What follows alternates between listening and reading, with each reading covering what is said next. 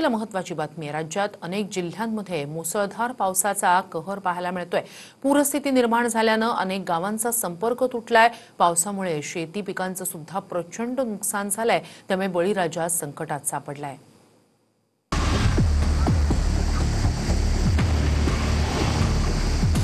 महाराष्ट्रातील अनेक जिल्ह्यांमध्ये मुसळधार पावसानं अक्षरशः हाहाकार माजवलाय। धाराशिव, बीड, जळगाव, जालना, सोलापूर, अहिल्यानगर आणि छत्रपती संभाजीनगरमध्ये पूरस्थिती गंभीर झाली आहे।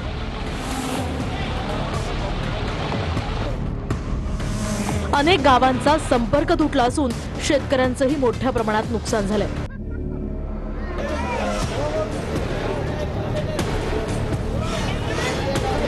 तर धाराशिवच्या परंडा तालुक्यातील देवगावात चांदणी नदीनं रौद्ररूप धारण केलंय। 25 ते 30 ग्रामस्थ घरांच्या पत्र्यावर अडकले होते। यावेळी हेलिकॉप्टर आणि बोटींद्वारे त्यांचं रेस्क्यू ऑपरेशन करण्यात आलं। वडनेरमध्ये सुद्धा हेलिकॉप्टरनं अडकलेल्या नागरिकांना वाचवण्यात आलंय। तर चिंचोली गावात पुरामुळे एका वृद्ध महिलेचा मृत्यू झालाय। धाराशिवच्या देवगावमध्ये आर्मीचे जवान दाखल झालेत।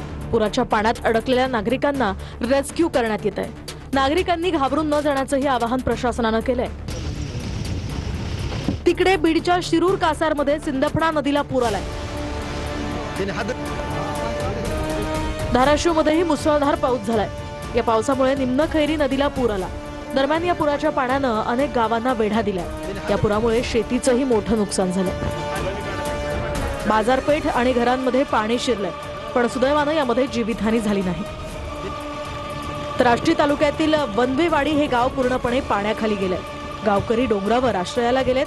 गावामध्ये 8 दिवसांपासून वीजही नाही।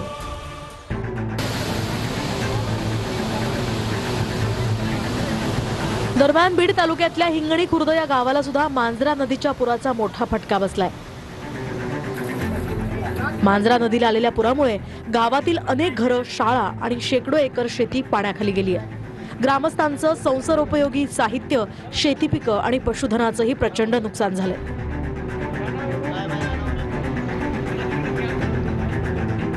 ज्या घरांमध्ये मोठ्या प्रमाणात पाणी शिरलं त्या नागरिकांचं गावातील सभागृहात तात्पुरतं स्थलांतर सुरू आहे। ग्रामस्थांनी प्रशासनाकडे आता तात्काळ मदतीची मागणी केली आहे। हे पाण्याची सोय करावी, आता काय करावं, आम्ही कुठं जावं, आता आम्हाला जायला जागा नाही। सगळ्या गाड्यामध्ये पाणी शिरलेलं आहे। आता ही गाडी पूर्ण हालाना गेली, म्हणजे 4 टायर आदर झालेले आहेत। तर जळगावच्या पाचोरामध्ये हिवरा नदीला पूर आलाय। घरं, दुकानं आणि बाजारपेठेत पाणी शिरलंय। भडगावात कोल्हे नाल्यामुळे वाहतूक ठप्प झाली आहे।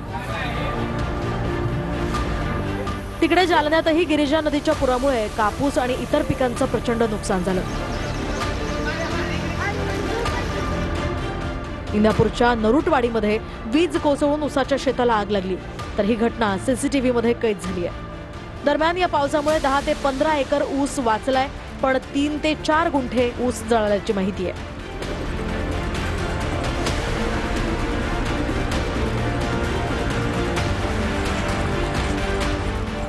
सोलापूरच्या बार्शीमध्ये चांदणी नदीला पूर आलाय। अनेक गावांचा यामुळे संपर्क तुटला असून उडीद, कांदा, सोयाबीन या पिकांचं नुकसान झालंय।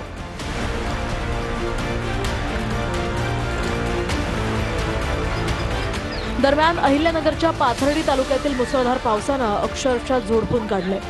या पावसामुळे पागोरी पिंपळ गावात पाणी साचलंय। याच वेळी गावातील ग्रामस्थांना दोरीच्या आणि जेसीबीच्या साह्यानं बाहेर काढण्यात येतंय।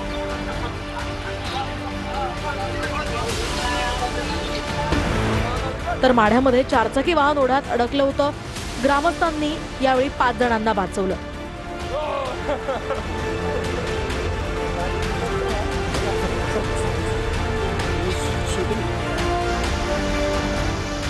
तर अहिल्यानगरमधील सीना नदीला सुद्धा पूर आलाय, त्यामुळे नगर कल्याण महामार्ग बंद झालाय।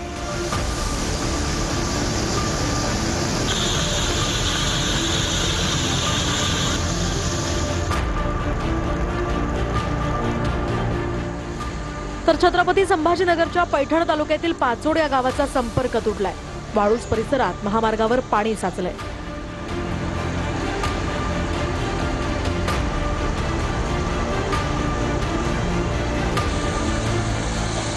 तर बुलढाण्याच्या लोणार तालुक्यामध्ये अतिवृष्टीमुळे शेती पिकं अक्षरशः वाहून गेली आहेत। शेतकरी ओला दुष्काळ जाहीर करण्याची मागणी करतात।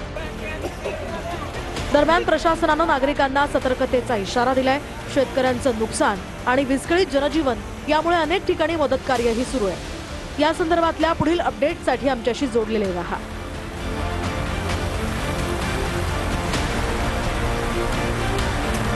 महाराष्ट्राच्या अनेक जिल्ह्यांच्या मध्ये अतिशय पाऊस पडतोय आणि त्याच्यामध्ये खूप मोठ्या प्रमाणावर शेतीचंही नुकसान झालेलं आहे। बऱ्याचशा ठिकाणी घरांचं नुकसान झालेलं आहे आणि बऱ्याचशा ठिकाणी आम्हाला एअरलिफ्टिंग करावं लागलं।